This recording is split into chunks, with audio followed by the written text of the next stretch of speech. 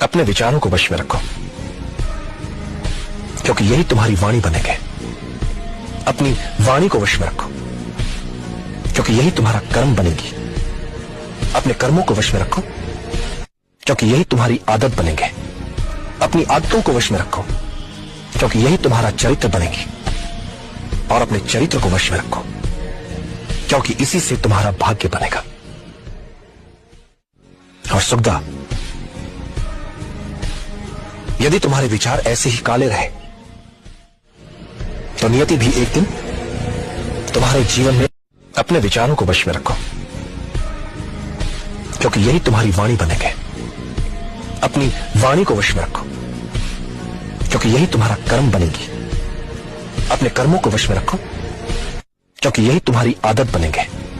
अपनी आदतों को वश में रखो, क्योंकि यही तुम्हारा चरित्र बनेगी। और अपने चरित्र को वश में रखो, क्योंकि इसी से तुम्हारा भाग्य बनेगा।